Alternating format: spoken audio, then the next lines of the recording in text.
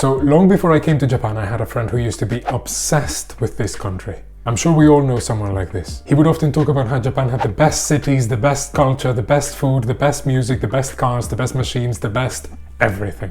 And finally, after many years of endlessly talking about it, he got the chance to come to the country of his dreams. And after a few weeks when he came back, we all gathered around him to ask him how his dream vacation went. And surprisingly, he seemed a little bit disappointed about it. Because after all this time, the reality of the country could not amount to the dream he had built up in his head for years. I'm sure you understand what I'm trying to get to. I'm talking about managing your expectations. Now, we all have experiences we want to have, people we want to meet, things we want to do, and goals we want to accomplish.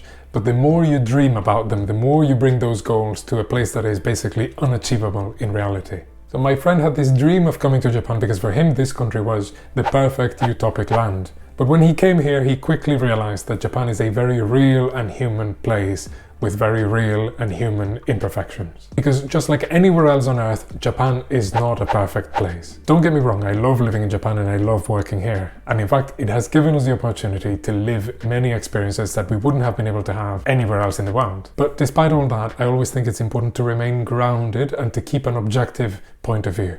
And so that's why today I would like to share with you a few of the things I wish I would have known before moving to Japan. Starting with the feeling of isolation. As many of you know, I came here to Japan together with my wife, and now we also have a beautiful son. But beyond that, that's pretty much all of us. Of course, this is her home country, so she has her family, she has a few childhood friends as well. But for me, I guess it's pretty clear that all my family, all my friends and acquaintances are on the other side of the world. And even though I've always been a person who's been prone to solitude, it was quite a harsh reality to face when I realized that all of my friends, all of my family, whenever I wanted to talk to them, they were most likely going to be asleep. And the same goes the other way around. So it is fair to say that through the years we've lost a great amount of the contact that we used to have. And that of course can bring to the surface a lot of feelings of loneliness. And it's something that can hit you quite hard when you first come to Japan.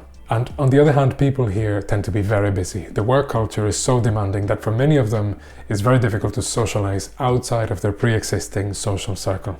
So that basically means that for you, it might be very difficult to meet new people, make new friends, or find new business partners. That's something that I've fully come to accept, and I can quite easily navigate myself around that. But it was quite a tough lesson to learn at the beginning of my journey. So if you're thinking about moving to Japan, I really suggest preparing yourself mentally. Because particularly if you move here by yourself, there are moments where you're going to feel very alone in Japan. And so now, just to make things slightly worse, since we're talking about being alone, why don't we talk a little bit about racism? It's alright, I'm partially joking, but you might feel from time to time a slight tinge of systemic racism in Japan. Let me make myself clear. As I've said in some of my previous videos, the Japanese system is made to fit precisely into the life of a Japanese citizen.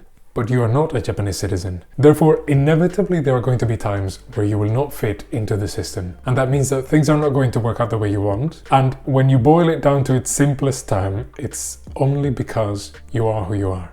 In the past, I've talked about some of the obstacles you might come across when it comes to renting or buying a property in Japan, and how many of the real estate agencies are going to, for lack of a better word, hesitate when it comes to giving you a chance. And that's because, as I've explained before, many of them have had bad experiences when it comes to foreigners leaving the country without paying rent or just leaving the apartment in horrible conditions. But the same thing applies to many other aspects of life, particularly if you're coming here as an entrepreneur. Because the same thing will happen when you ask for a bank loan, for example, and you will always feel this attitude from their side as if they're taking a higher risk on you than they would on a normal Japanese citizen. And they can sometimes also put slightly questionable obstacles in your way, like wondering why the CEO of the company is not someone else, when in reality the only thing that would make someone else more qualified than you is the fact that they are Japanese and you're not. Now, I know this sounds horrible and dramatic, but there are just two things you need to understand to be able to deal with this. Number one is that you have to be able to develop a thicker skin when it comes to dealing with this type of thing, because as I've mentioned before, you are the one who's different, and therefore you are the one who has to find a way to work within this system. And number two is that once you start to try to make an effort to see it from their point of view, you start to understand why things are the way they are. Through the years, many of these companies have had unfavorable experiences when it comes to dealing with foreigners, such as running away from the country with a big bank loan or without paying rent, and then they leave these companies stranded with a huge loss on their backs. So yes, as I always say, is it dramatic? Yes. Is it justifiable? I'm not sure, but it's just the way things work in this country.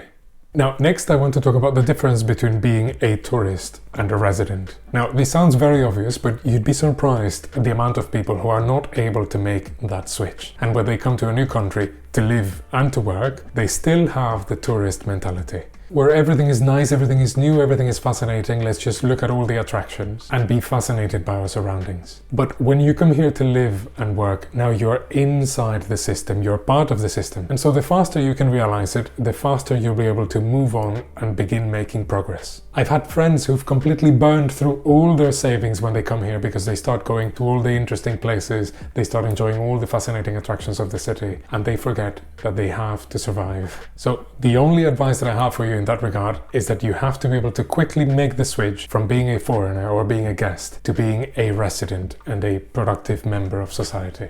Mind you, this has nothing to do with what you're doing when you come here. You could be an English teacher, you could be a company employee, or you could be a business owner. But the reality of your circumstances does not magically change by simply moving to another country. You still have to work, you still have to struggle for your life. And that brings me to my next point, which is the fact that regardless of how long you've been living in this country, there's a high probability that you will always be a foreigner. Let me explain myself. Throughout the years, I've had the opportunity to live in multiple countries, and I've also had the ability, or let's call it the luck, of being able to fully adapt to the life in that country, whether through the language, through the culture, or through its customs and its daily life, to the point where many of the locals often think that I am also a local. Even my wife, she would often say that I was some kind of chameleon for always being able to adapt to the different cultures and languages and so on.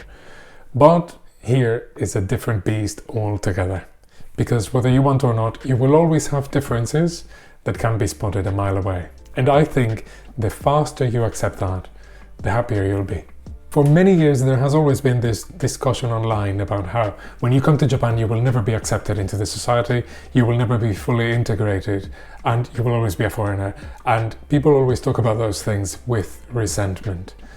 And I think that's a bit of a shame. There is a good side to always being the outsider. It gives you a very different point of view of the reality of the country. And believe me, Japan is already uniform enough, so they don't need more of the same. They need something different. They need you with your character, with your perspectives, with your points of view and your opinions. So accept who you are, accept your role in this country, and try to discover the way in which you fit in this reality. And I assure you, that's going to be a much more enriching experience than simply trying to fit into the mold. Because at the end, Japan is a wonderful country. It does have many wonderful things, but it's absolutely futile to pretend that it doesn't have problems, it doesn't have obstacles, and that it's some kind of utopic land. It does have its problems, it does have its imperfections, and you have to accept them if you want to be happy and succeed in this country. Now, let me say it once again, I do love Japan. We have a successful business and I love living and working here. But other than a thicker skin to face those challenges, I did have to develop a series of skills and habits to be able to move forward and grow. So you need to watch this video right here to be able to apply those habits into your life and your career.